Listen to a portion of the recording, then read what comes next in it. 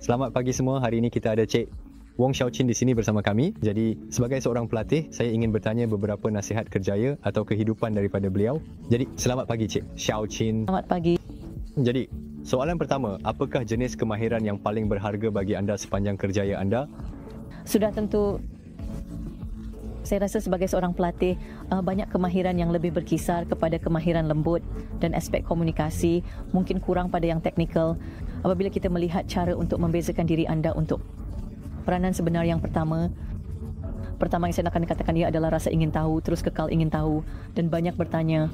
Yang kedua adalah benar-benar takut untuk gagal, takut untuk membuat beberapa kesilapan itu. Dan tiada siapa dalam organisasi akan mengharapkan seorang pelatih untuk tahu segalanya. Jadi gunakan itu sebagai kad liar. Tanya sebanyak mungkin soalan. Jangan takut untuk menunjukkan diri anda.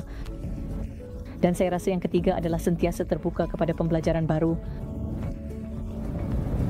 Anda tahu mempunyai peluang untuk bekerja dengan pelbagai pelatih dalam kerjaya saya, dan saya rasa mereka yang benar-benar berkembang adalah mereka yang sentiasa mengangkat tangan untuk pengalaman baru, benar-benar mencabar diri mereka, dan saya rasa membantu mempercepat mereka belajar mengenai diri mereka dan apa yang mereka ingin lakukan dalam kerjaya mereka, hal-hal yang sebenarnya mereka dapat lakukan semasa latihan industri mereka.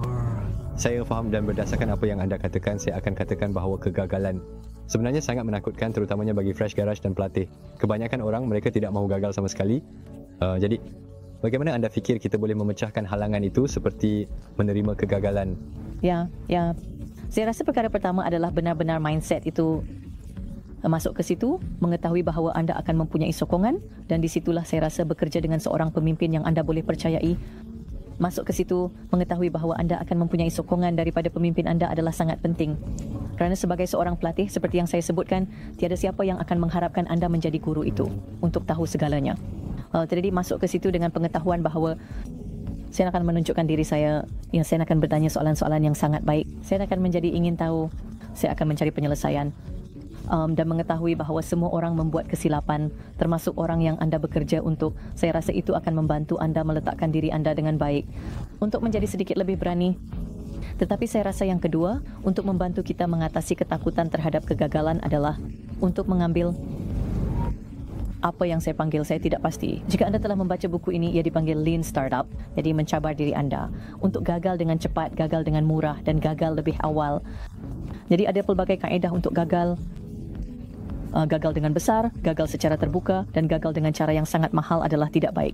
Tetapi gagal dengan cepat dan gagal lebih awal membolehkan anda sebenarnya memendekkan peta pembelajaran anda. Gagal lebih awal dan gagal dengan murah juga adalah baik. Jadi harapnya itu membantu kami memberikan sedikit lebih perspektif. Terima kasih banyak. Jadi soalan seterusnya, bagaimana seseorang boleh naik pangkat dengan lebih cepat?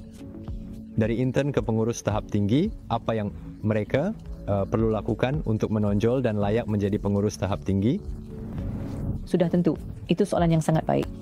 Saya rasa pertama sekali kecemerlangan pelaksanaan, betul. Mengetahui Omeyon Fa'o, ada akan diberikan tugas untuk melaksanakan perkara tertentu dan menyampaikannya. Anda tahu dengan tepat. Jika anda boleh memukul bola keluar dari padang, itu lebih baik. Sebenarnya, kecemerlangan pelaksanaan adalah sesuatu yang mesti ada. Kerana itulah cara anda sekurang-kurangnya membina asas anda dengan kukuh. Seterusnya saya rasa benar-benar membezakan diri anda daripada itu. Kemahiran kepimpinan dan kemahiran komunikasi, mampu mempengaruhi rakan-rakan anda, mampu menjual idea kepada pemimpin anda, mampu untuk mengangkat tangan dan berkata, hey, saya tahu itu adalah projek yang sangat sukar dan mencabar, tetapi saya tidak kisah untuk meletakkan diri saya di luar sana. Saya rasa mencari peluang untuk benar-benar menunjukkan dan mempelajari beberapa kemahiran kepimpinan itu akan membezakan bakat A daripada bakat B. Dan anda tahu orang lain di si. Terima kasih.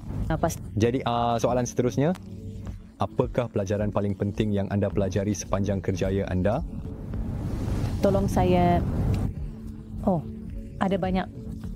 Saya rasa dari sudut nasihat kerjaya, salah satu nasihat kerjaya yang paling berkuasa yang pernah saya terima adalah lakukan kerja yang tiada orang lain mahu lakukan. Jadi ada sebab mengapa orang menghindari peranan tertentu. Dan apabila anda dapat sekali lagi menunjukkan rasa ingin tahu itu dan juga keberanian untuk berkata, hey, saya tahu ini sukar dan saya tahu ia akan menjadi mencabar. Tetapi jika anda tahu saya mendapat sokongan daripada pasukan, mari kita anda tahu hadapi cabaran ini bersama-sama.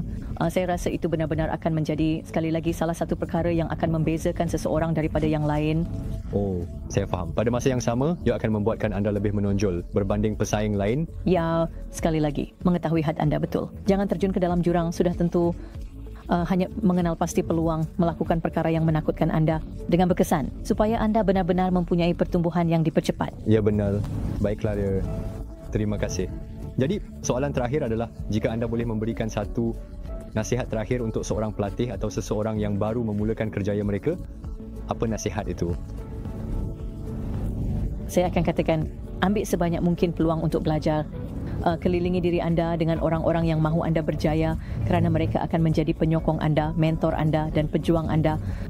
Orang yang sanggup membuka pintu untuk anda. Orang yang sanggup berkata, hey, beri peluang kepada lelaki ini. Betul, tambahkan orang ini ke dalam pasukan projek anda. Jadi mengelilingi diri anda dengan orang-orang yang mahu melihat anda berkembang dan belajar serta berjaya. Saya rasa itu adalah sesuatu yang perlu diingat. Soalan, ia seperti dikelilingi dengan seseorang yang sangat menyokong anda. Sangat baik. Terima kasih. Jadi itu saja buat masa ini. Terima kasih banyak. Terima kasih untuk saya. Jadi anda dialu-alukan.